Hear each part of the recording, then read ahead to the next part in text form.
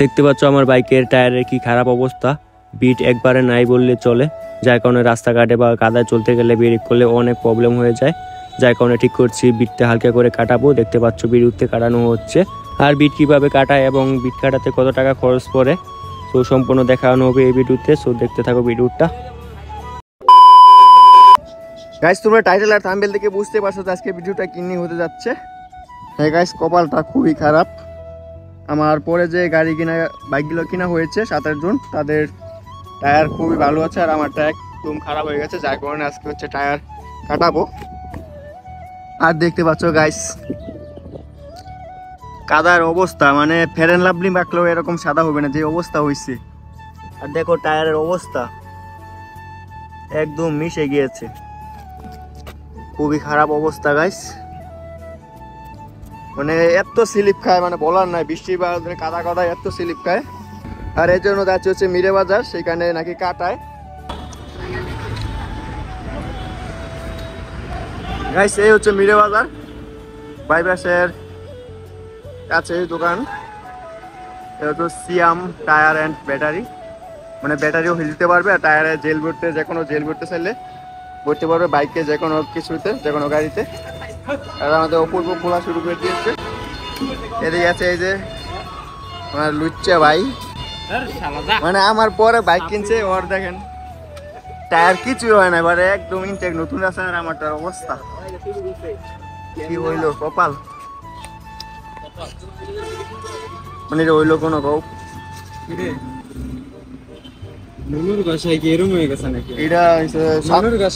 সামনে ব্যাগ রাখছি, ব্যাগের গোসাই গোসাই বই মধ্যে ব্যাগ আছে তরকারির মতো না, বদলে পাশ লাগা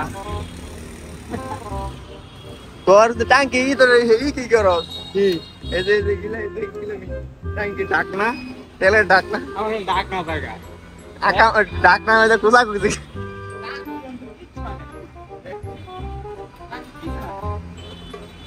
মন্টনের টাঙ্কির একটা বিরাট সমস্যা, ওর টাঙ্কিটা দেখো। আমারটা হচ্ছে চেঞ্জ করছি, কিন্তু তোমাদের ভিডিও দেয় না,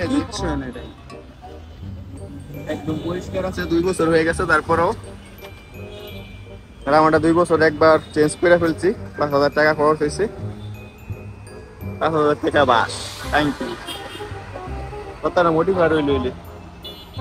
আর গাইস কথা বলতে বলতে চাকা খোলা শেষ, আর ঠিক করি যে নতুন করে জেল ভরবো, কারণ হচ্ছে 1 বছর পর পর জেল ভরতে হয়, কিন্তু আমার তার থেকে বেশি হয়ে গেছে। আর দেখতে পাচ্ছ জেল পরার আগে কি জানি দিয়ে নিচ্ছে।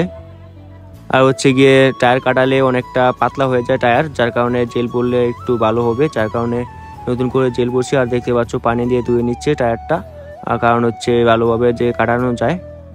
আর পানি দিয়ে ধোয়ার পর আবার ভালোভাবে পরিষ্কার করে নিচ্ছে, যার কারণে কাজটি খুবই ভালো লাগতেছে। আর এখনই কাটানো হবে টায়ার। সো তোমরা ধৈর্য সহকারে দেখতে থাকো কিভাবে কাটানো হচ্ছে টায়ারটা।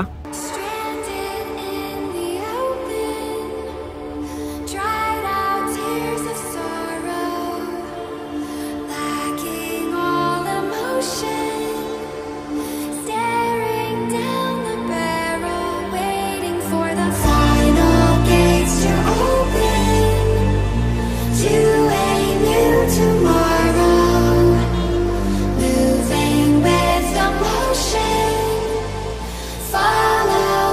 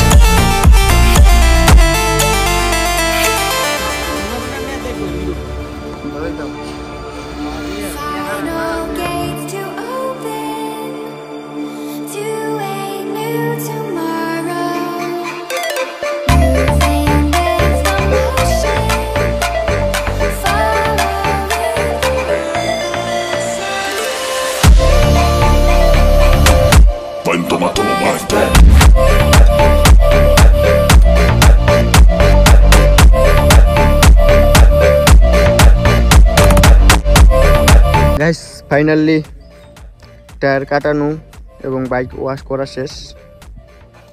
আর এখন তোমরা দেখতে পাচ্ছ যে, আর এখন তোমাদের দেখাবো কিরকম হয়েছে। গাড়িটাও খুবই ফ্রেশ ফ্রেশ লাগছে। এই যে মুরগি ললিপপ খাইতেছে। এখন মানে একদম নতুন নতুন লাগতেছে, দেখাই যায় আগে কি ছিল আর এখন কি হয়েছে। খুবই ভালো লাগতেছে নিজের কাছেও।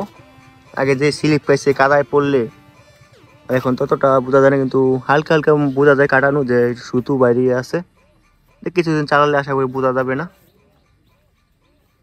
সো গাইস, এটা কাটাইতে আমার 200 টাকা লাগছে আর জেল হয়েছে 250 টাকা।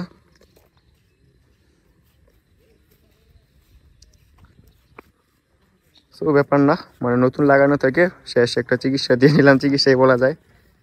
মানে এখন আবার কিছুদিন ভালো চালানো যাবে, তারপর যদি বাইক রাখি বা সেল করে দিই, রাখলে তো নিউ লাগাতে হবে, আর সেল করলে তো দিলামই। আর গাইস, এই ছিল আজকের ভিডিও।